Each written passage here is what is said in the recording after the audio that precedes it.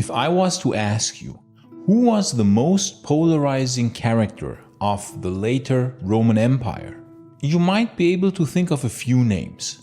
But probably the most polarizing of them all is Constantine the Great. With Constantine, it's either you love him or you hate him, and there's not much in between. In this video, I want to revisit this possibly most polarizing figure of late Roman history, and we shall look at some of the good things that he did, and of course also at the bad things that he did and how those things shaped Roman history. And we will come to a conclusion which I can already see will be quite polarizing in its own right. Namely that Constantine the Great would be the one that would bring doom to not only the city of Rome itself, but to the whole Roman Empire. The 4th century AD was probably the greatest transitioning period of the Roman Empire. If you could time travel to the year 300 AD and you could visit different cities of the Roman Empire, things would still feel very Roman. People would still worship the traditional gods of the Romans, the Roman cities would still boast a huge amount of temples, and in general, the cities would still look architecturally very similar to how they had looked centuries earlier. They would be full of temples, of fora, there would be impressive theaters and gladiatorial arenas, which would be full. You would see gladiatorial games, there would be circuses for chariot racing, and many impressive statues. But if you would travel to the late 4th century, the cities would have a quite different feel to them. You would see the first abandoned or closed Roman temples, and in some cities you would already see numerous churches standing. Also, the architecture would change. You would now see what we could call Proto-Byzantine architecture. In that century as well, the Roman coins would change dramatically, the art style of the coins and the quality. Then the Roman clothing would start to have a more medieval look to it. And even the Roman army itself would look by the end of the 4th century surprisingly similar to a Germanic army, not so much resembling the earlier Roman infantrymen anymore. The statues by the late 300s would also look surprisingly different, much more simplistic, not as elaborate and artistically detailed anymore as just a century prior. Meanwhile, by the late 300s, there would be a new capital city of the Romans in the east, Constantinople, which would be a far larger city than it had been in the early 300s, when it was still called Byzantium. Meanwhile, the old city of Rome would look virtually unchanged from the early 4th century, as if everything had come to a complete standstill. It would just look a bit older and more weathered than it had in the early 300s, somehow as if its zenith was already behind it. And the reason why these changes had taken place was this man here, Constantine, whom many call the Great. But how great was he really? Let us quickly recap his life. He was born in the year 272 at the city of Naissus, modern-day Niš in Serbia. He grew up in the later decades of the chaotic crisis of the 3rd century, a time of great upheaval, plagues, civil wars, and massive Germanic invasions. His father, Flavius Constantius, was a Roman officer, and his mother Helena was a low-born Christian or a later convert, very likely exposing the young Constantine already to Christianity, even though publicly he pretended to be pagan in his earlier years. Raised in the Eastern Roman court under the Emperor Diocletian, who established the Tetrarchy in 284 AD, Constantine served as a junior officer and was de facto a hostage at Diocletian's court at Nicomedia to ensure the loyalty of his father.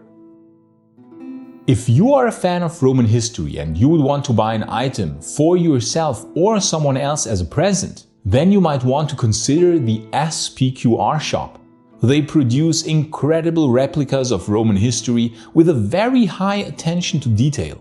All their items are carefully handcrafted, and I think it will be difficult to find that level of craftsmanship anywhere else. They handcraft Roman coin replicas, rings, pendants, attributes, and many other items of Roman history. If you want to support the channel, or if you want to buy a present for someone who likes Roman history, please go and check out their excellent site, link in the description. If you buy over this link, you will receive a 20% price reduction, which I personally find very generous. Thank you very much for your consideration, and back to the video. When Diocletian and Maximian abdicated in 305 AD, Constantius became the Augustus of the West, his father, and Constantine joined him in Britain, fighting Picts and gaining battlefield experience. After Constantius died in 306 AD at Eburacum, which is modern-day York, his troops proclaimed Constantine Augustus, defying the Tetrarchy's succession and sparking tension with the senior emperor Galerius. From 306 to 312, Constantine ruled the West, Britain, Gaul and Hispania, focusing on stabilizing Gaul and fortifying the Rhine frontier. He married Fausta, daughter of Maximian, to secure political alliances, all the while showing tolerance towards Christianity, though publicly he still remained pagan. So far so good. Constantine would have stayed a quite unremarkable emperor if things would have stayed like this.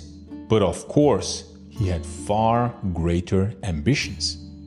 At some point, he had a fallout with the previous senior emperor Maximian, who tried to usurp him, and thus forced Maximian to commit suicide. Of course, this led to tensions with the other junior emperor of that time, Maxentius, son of Maximian, and then Constantine decided to march on Italy itself and on Rome. And this would be a gigantic turning point for the Roman Empire. Because systematically, one after the other, he would defeat all the other co-emperors from 312 to 324 AD, defeating all of them, and he would again become the sole ruler of the entire Roman Empire. So let us talk about the positive things that Constantine did for the Roman Empire. Because indeed he of course also did some quite positive things, which is naturally why some people love him. 1. He did win decisive victories against the barbarians. He won victories against the Picts in 306, managing to stabilize Hadrian's Wall and therefore to strengthen this constantly shaky province of Rome. In 306 and 307 he defeated the Franks, and he did so again in 310. He also repelled Alemanni incursions. Later, in 322, he defeated the Sarmatian tribe called the Iazyges.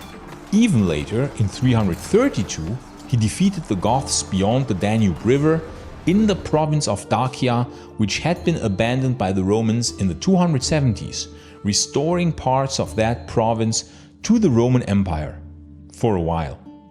He even planned a campaign against Persia, but in the midst of the preparations he became sick and died in 337 AD. So Constantine really did quite a lot to defend the Roman Empire from external enemies, and he certainly deserves quite a lot of credit for that. The second good thing he did, he abolished gladiatorial games. One of the most gruesome practices of the Roman Empire were, without a doubt, the gladiatorial games. For hundreds of years, countless gladiators had died for the amusement of the Roman masses. In the great amphitheaters, people cheered on while other people were fighting for their lives in these monstrous arenas all across the Roman Empire. Constantine was really the first one to really systematically crack down on this barbaric practice and issue multiple laws prohibiting gladiatorial games. After the time of Constantine, not a single new gladiatorial arena is known to have been constructed, And in the following decades after Constantine's reign, this practice became less and less common, because the successors of Constantine continued to crack down on that brutal ancient custom of Rome. I think we can all agree that this was indeed a very good thing that Constantine did here. 3. Constantine ended the Praetorian Guard. For 3 centuries, the Praetorians were often ruthlessly killing emperors and proclaiming new ones, often reigning over the population in a reign of terror. One could even describe them at times as a military dictatorship. Constantine ended them after the Battle of the Milvian Bridge once and for all. Their reign of terror would never return again. 4. He reformed the Roman currency and introduced the gold solidus. The gold solidus replaced the old debased aureus and was minted with very high purity of 95 to 99% gold, therefore restoring trust into the Roman currency. He introduced a solidus-based taxation requiring certain taxes from higher-ranking officials to be paid in gold, which was of course an economically sound policy.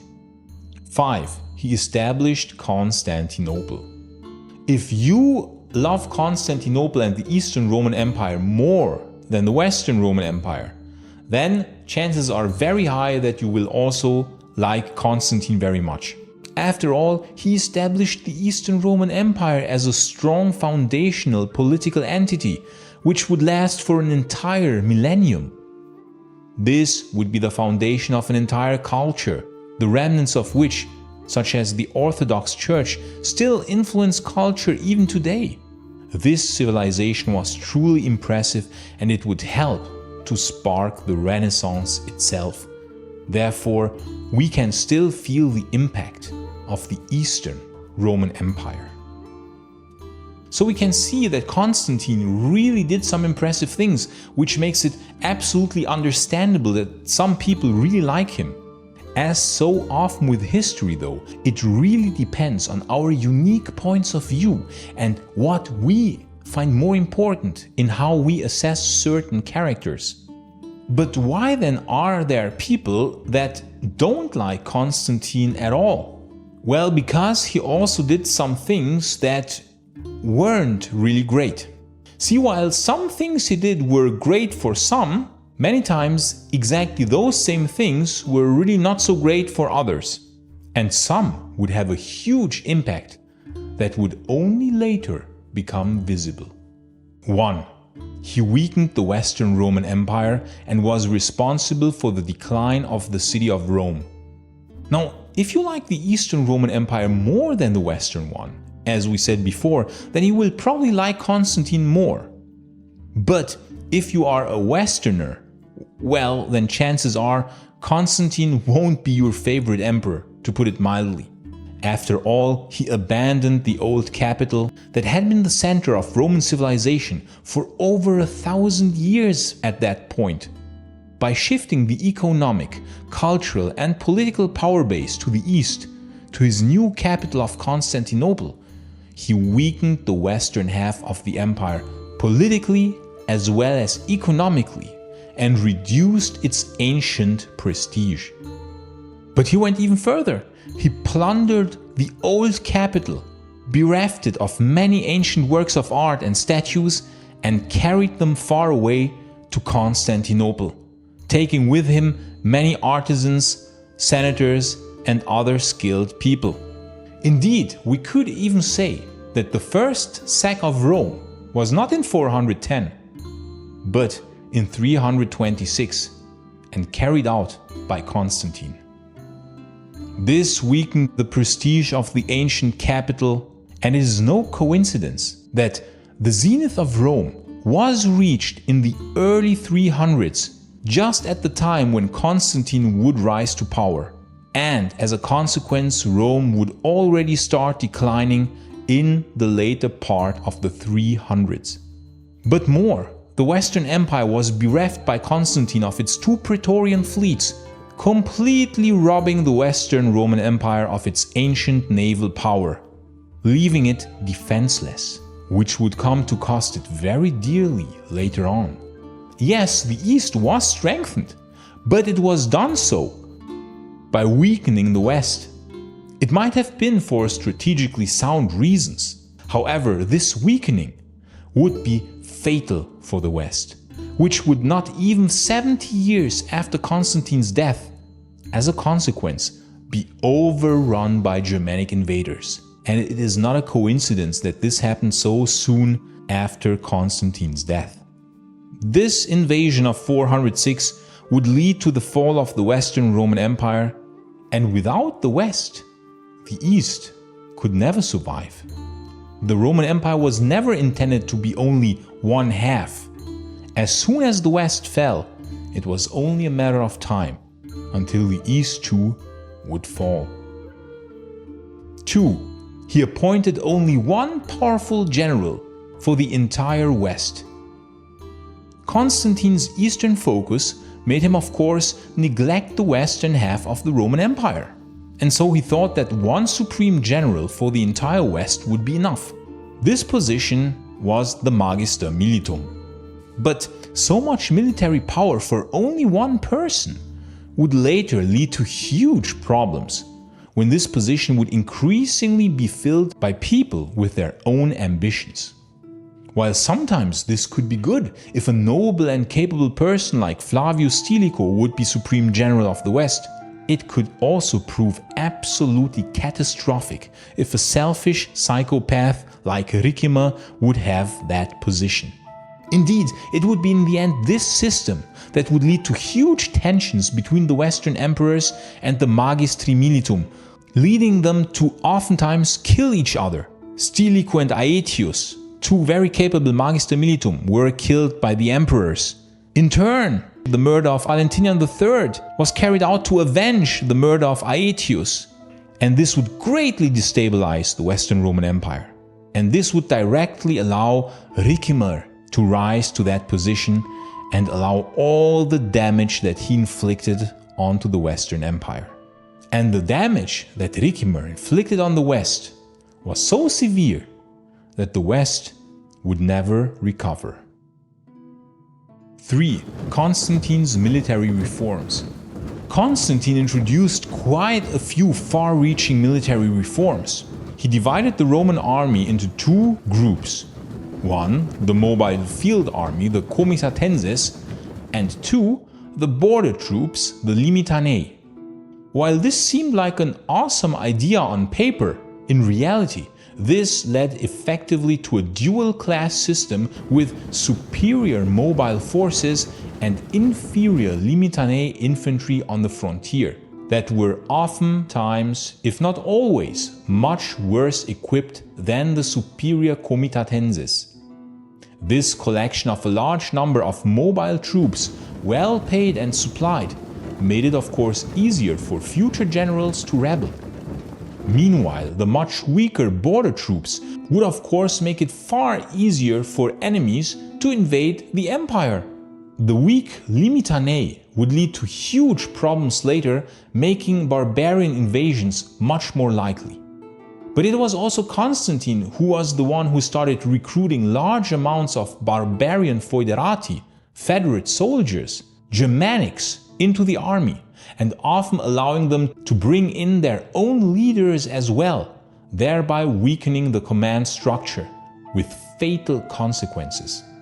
Indeed, already 50 years after Constantine's death, a Frankish Magister Militum called Arbogast would become so powerful that he would decide over the life and death of the Western Roman Emperor, which would not have happened had Constantine not allowed such high numbers of Germanics with their leaders to become part of the Roman army.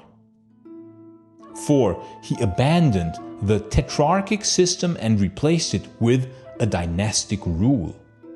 Upon his death, Constantine split the empire among his three sons, Constans, Constantius II, and Constantine II. Crispus, his eldest son, he ordered to be executed in 326, and he also had his wife Fausta executed as well. Truly barbaric behavior for a supposedly pious Christian emperor. In any case, replacing the tetrarchy with a dynastic system would not prove superior. In fact, Constantine's sons were quick to revert to good old civil wars, and soon thereafter, only Constantius II remained. The empire really hadn't gained anything from that dynastic rule, and this would lead to continued chaos and rebellions later on, and as so often, to civil wars. 5. Economic policies. We previously said that his introduction of the solidus was in many ways a very sensible policy. However, what I didn't mention is that while he was very sensible with gold coins, with the solidus, regarding the smaller silver and bronze coins, he was not. He reverted back to the minting of abundant smaller bronze coins, the nummi, and reduced the silver content of the silver coins further. This led to decades of high inflation from the 330s to the 360s. Tax-wise, he was super unfair as well, because he had Christians tax exempted. That is correct. Imagine, you tax exempt a religious group of people. Imagine how that makes the other people feel, which comprised at this point at least 75, if not 85% of the entire Roman Empire. This of course led to huge tensions, and it would of course also reduce the tax income. But he made up for that by pushing a very high tax on merchants, which of course, as you can imagine, was not really good for trade. As if all that wasn't bad enough, he was the one who came up with the brilliant idea to tie peasants to their soil. Yes, they would become the coloni. And he issued further laws, forcing children to follow into the footsteps of their fathers. This would basically be the precursor of the medieval feudal system. It would create a whole large group of people that would be extremely disillusioned with the Roman Empire. Because, as you can imagine, being forced to be tied to your land is basically like slavery. So these coloni would of course later be very quick to rebel. This would lead to the Baccaudai rebellions, where they would rise up and form marauding gangs. And these coloni would later even willingly join the Germanic invaders in the early 400s, and they would often see them as liberators. All in all, I think we can say that Constantine's economic policies, apart from the introduction of the gold solidus, were a giant disaster. And 6, it was him who laid the foundation for the religious intolerance of Christianity by actively favoring that group. While outwardly pretending to be religiously tolerant in his earlier years, as time went by, he became increasingly intolerant of the old traditional religion of the empire, doing basically everything to favor Christianity. We already mentioned previously that he exempted Christians from taxation, which in itself would already be enough to create huge tensions within Roman society. But this also alienated him from the old elites and the senators of Rome, which is of course why he chose to create his new capital in the east, which not by chance he wanted to be a Christian capital. He meddled strongly in religious matters wherever he could, setting a dangerous precedent which would later be taken to more extreme levels by his successors. And while not yet openly cracking down on paganism and the old Greco-Roman faith, he did set the legal precedents for the later emperors to become ever more intolerant, which would lead to even stronger social polarization and tensions that would erupt in many violent clashes between pagans and Christians. The disillusioned pagans would later then watch smilingly as their intolerant empire disintegrated, because why should they help an empire that had treated them so unfairly? Let me read a passage from one of my favorite books about Roman history, The Decline of the Roman Empire by James W. Ermatinger. I know, not the most innovative title, I admit, because there probably are 200 other books with the same title. But James W. Ermatinger writes a very interesting passage that I would like to read to you. In returning to the analogy of an elderly patient who has died of a stroke and about whom a life history has been completed, there are similarities between his fate and that of the Roman Empire. Like the patient who has smoked and abused alcohol, Rome too suffered from abuses, some self-inflicted, religious disputes, social changes, and economic problems, while others were external. Like the patient suffering stress or illnesses, Rome had belligerent neighbors and diseases. Constantine can be likened to Rome's first cigarette or first night of drunken carousing. Although the consequences of Constantine's actions were not immediate, he nevertheless sowed the seeds of Rome's destruction. As so often with historical characters, we really would wish that there was a truly good person free from flaws, a truly great character. But oftentimes the greats, who certainly did some great things, really had a lot of flaws. And depending on how you see them, from which angle, suddenly they don't seem so great anymore. In fact, they suddenly might show themselves from a side that you wish you hadn't known. I know many won't agree with this video, and that's fine. I might be biased, because I personally think that the fall of the Western Roman Empire was a huge tragedy. I personally am saddened by the decline of the city of Rome itself, that magnificent spectacle of a city, grandest and most magnificent of cities. I'm saddened by the dissolution and the fall of the Western Roman Empire. But if you, however, love the Eastern Roman Empire more than the West, then I can also understand that you like Constantine quite a lot. The beauty of Roman history is that multiple angles and interpretations are possible to coexist at the same time.